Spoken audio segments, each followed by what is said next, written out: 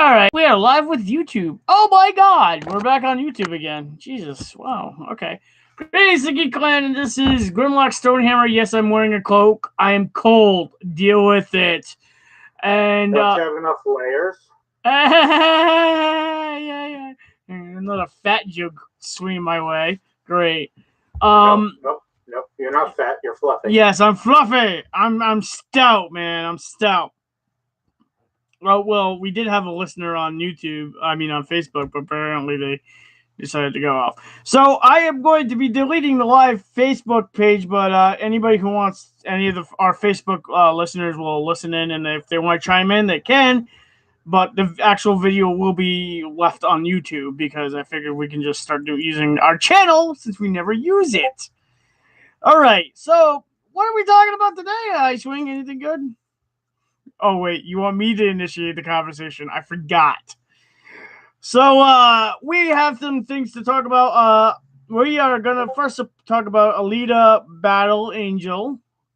We will talk about that movie first because I finally got to see it. Icewing saw it before I did. Lucky bastard. And, yeah, and we have some other things to talk about, and we might go off the wagon accordingly because that's what we do, because we like to see varied topics that fly around and just derail us sometimes. So, what did you think about the movie? Did you think it was, my first question for you, Icewing, did you think it was better than Avatar? Don't mind me. I just started playing Darksiders 3, so... Oh, okay, yeah. Yeah, apparently that's the new game that, well, not newer game, but, is it a newer game? Sort of. That the geese have been playing. One of my other friends have on Discord was playing it, and I was like, "Oh, so you're playing like Oregon Hell, huh?" And they didn't get back with the reference. I guess they don't know the evil of that game. But anyways, Dark Souls. I played the board game. I've never played the video game. I think I would have way too much nerd rage playing Dark Souls 3. I'm just saying, because you die a lot. From what I've been told, I've never played the game. So, anyways, since he's zoning out into his video game world a little bit, so Alita Battle Angel was actually a pretty good movie. I've been waiting for a good sci-fi movie that wasn't Star Trek or Star Wars, and I think that this kind of delivered. It did. It did, and I think it was better than Avatar. Oh my God, did I say that out loud? Yeah, I think I did. Besides the CGI was amazing. The destruction of the cyborgs was like brutal. Like they did not like cyborgs. Many cyborgs were killed during the making of this movie. I'm not gonna even lie. True story. Now I did like the roller derby game that they had. That game where they had the ball and stuff, and with the it looked like roller derby, right? Like souped up steroid roller derby. Yeah, that's how I would explain it. Because it wasn't like pod racing, because but it was kind of interesting, like how now I think I've seen a couple of movies where there is a spaceship above and they're dropping down the trash, and the lower city, like the high city, is where all the elite, pretty beautiful people live, and then on the bottom, on the land, basically the city is decrepit, like the slums. Decrepit. Yeah, decrepit, and the slums. I did like the storyline. I thought it was good. I like the backstory where it basically gives you a lot of information of who she was. A little bit of like sparks of who she was because she didn't remember. And you just have so many more questions to ask since you watched the movie. You know what I'm saying? Yep. like, what was one of your favorite parts of the movie? When she got the new armor. Did you like that? Oh, yeah. One of my favorite scenes is the bar scene where that jerk killed the dog, and she takes the blood and she puts it up, and she does this epic speech and beats the living hell out of that guy. And she wasn't even upgraded by then. So there are a lot of good action sequences. There's a lot of good storyline. There is a lot of heart to it also. But you find she is technically she's a Borg, not a cyborg. Cyborgs are correct me if I'm wrong, Icewing. I could be wrong on this. She's a cyborg. She's not a Borg? Because I thought Borgs I thought Borg she's a cyborg. I thought Borg she had a human brain. Yeah, I thought only people with human brains are Borgs, and cyborgs have more than just the human brain aspect. No, she is a cyborg. I have to look that up. Maybe we'll have to research on your Palladium Rifts books, sir. Okay, are you gonna just like ignore the fact that I'm telling you she is a cyborg? Okay. Okay. I thought there were different types of cyborgs, but all right. Anyways, so there is going. This is there. The spoiler is if you do not like to have a oh crap, there's another ending, and you have to pay more money to go see a movie. Wait. Do not go see this in theaters because there will be a part 2. Because that's how we make money nowadays in the movie franchise world, correct? Yes. Yeah. Especially with the geek stuff, it seems like all the fantasy geek movies or sci-fi movies, they have to add more and more. Like The Hobbit should have been just maybe 1 movie, not 3. But hey, Peter Jackson got greedy and he's like, give me that money. And that tends to what happens. Kind of disturbing, but it was visually awesome watching. I like the characters. You kind of figured out how where the storyline was going. Correct me if I'm wrong, Icewing. Yeah, you kind of had this feeling. Yeah, it wasn't like really a deep hidden storyline within it, and like you didn't know what was going on. You kind of you followed it pretty closely. It wasn't really that in depth, but the action sequences just made it that much more interesting. Especially some of the high tech enhancements. It kind of like reminded me of Appleseed a little bit. If you've ever seen that anime movie, Icewing. What's that? Appleseed. Yeah. Yeah, it kind of like reminded me of Appleseed a little bit. Yeah. Just a little bit, not too much, because Briarios was a beast who didn't want the cyborg body or whatever, the mechanized bunny, I like to call him. I wonder. So,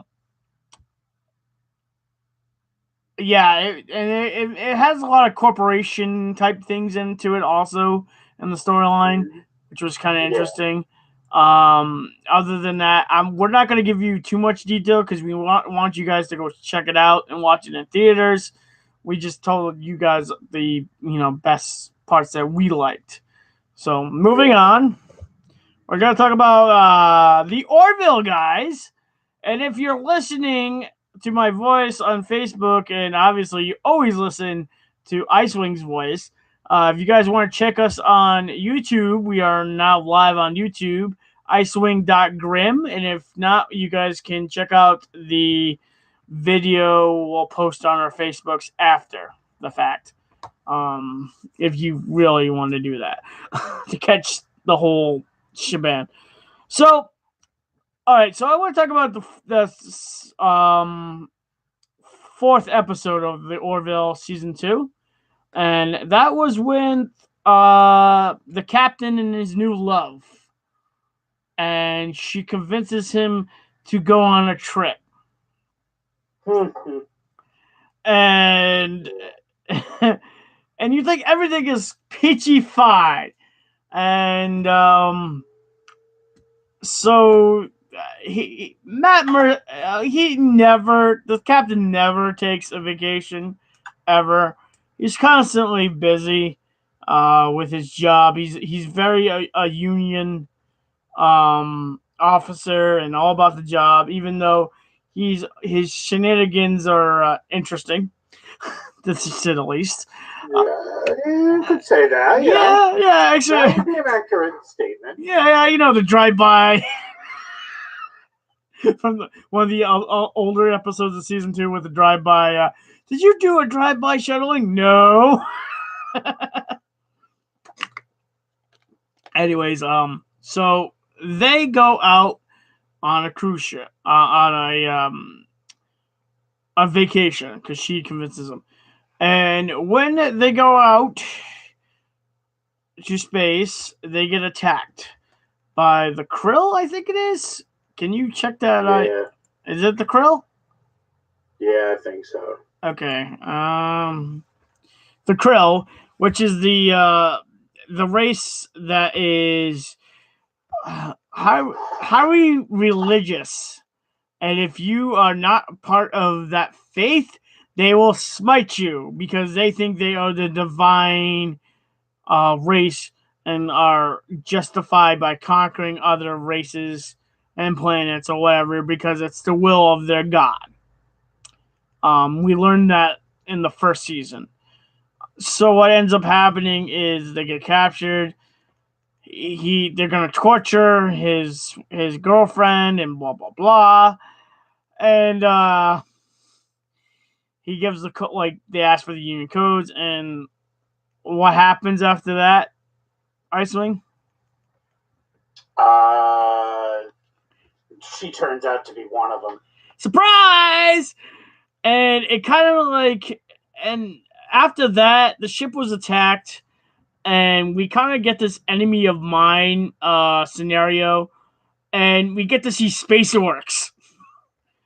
Were you thinking they were space orcs, Icewing? I saw space orcs.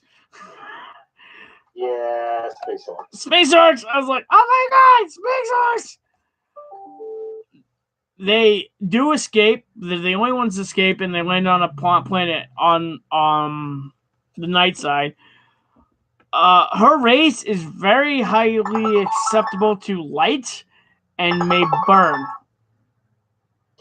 Yep. Which is an interesting concept. Who's making that noise? Is that you? What? What the hell is that? What is that? That sound. What sound? Wait a minute. Oh, that's my phone going off. Yeah, I was like, what's that sound? Hold on 1 second. Yeah, I'm gonna mute you, okay? No. Don't worry about muting me. I'm just gonna mute myself. Okay, just come back when the conversation, when you're done. All right, so guys, what happened after that is they work together eventually, and they learn each other, and he actually generally cares about her, and it's kind of interesting. Like I said, it's kind of like Enemy of Mine. If you've ever seen that 80s movie, that was a phenomenal movie. Check it out. And they get together, and it's just simply they escape eventually because the planet's days are longer, and they hide in a cave, and eventually they escape, and the captain actually brings her back to the ship and says to contact her group and to pick her up and stuff like that, and that's how it ends. And I thought it was actually pretty interesting on how it ended, and I'm really impressed in the writing of the Orville. It's not all about funny things that are going on. There is a lot of thinking behind the blind of the curtain. of this sci-fi series. And it's not everything is perfect, which makes it interesting, and there's a lot more conflict than you would see in Star Trek. Because in Star Trek, usually everything goes peachy good all the time, and stuff just never goes wrong, and you never see the conflict between the different races and cultures and different belief systems or whatever, and most of the time everything moves smoothly. But in the Orville, you actually see that on the ship also, besides on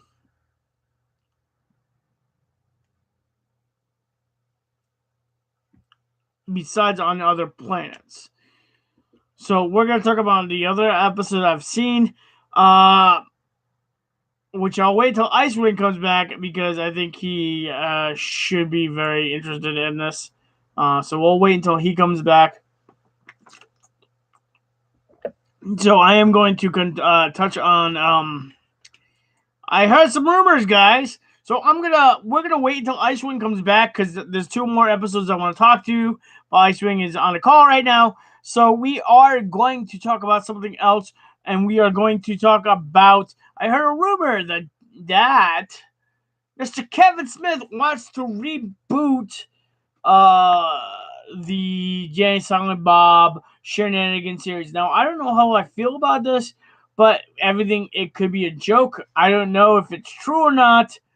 Might be good to check it out because I've seen Mallrats, I've seen Clerks 1 and 2, I have seen Silent Bob Strike Back, I've seen Dogma. I think Chasing Amy is one of them I haven't seen yet. And basically, I've watched a lot of the Jay and Silent Bob movies, and they're perfect the way they are.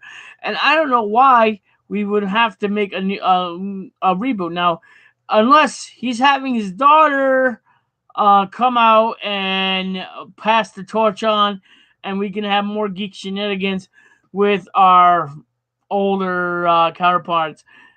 Don't know if that's gonna work. I don't know how it would actually be a good movie if it actually happens. If this is just a rumor of like, oh, by the way, it could be just a rumor, guys. I don't know. I am not sure.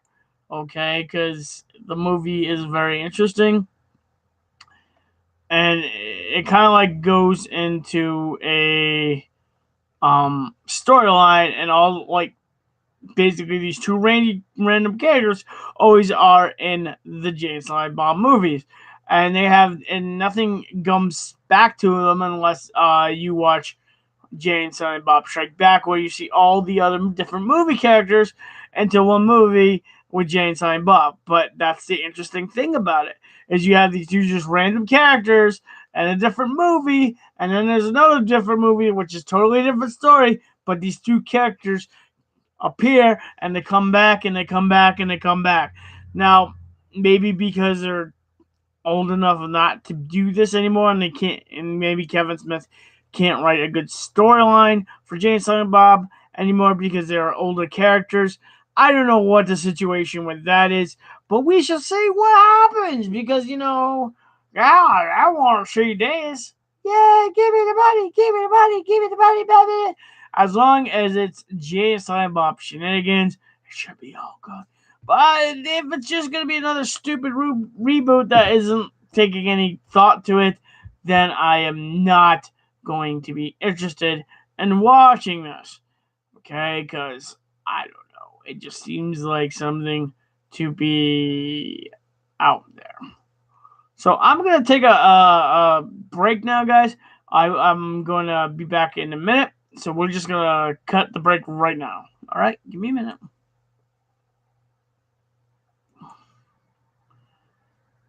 Maybe I'll have to wait and talk about other things that are on my mind, and many other things that are continue to flow within my brain. Ha ha ha! I don't know what to say. Again, it seems. Hopefully everything is going well. Um,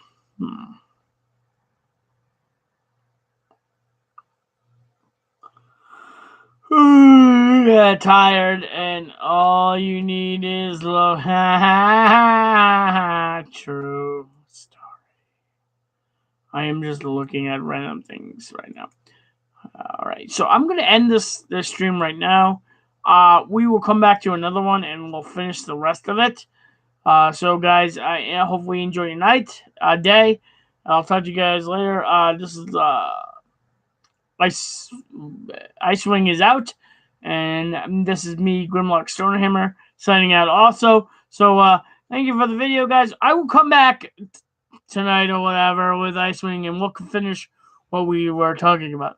All right, so enjoy your day, guys. Talk to you later.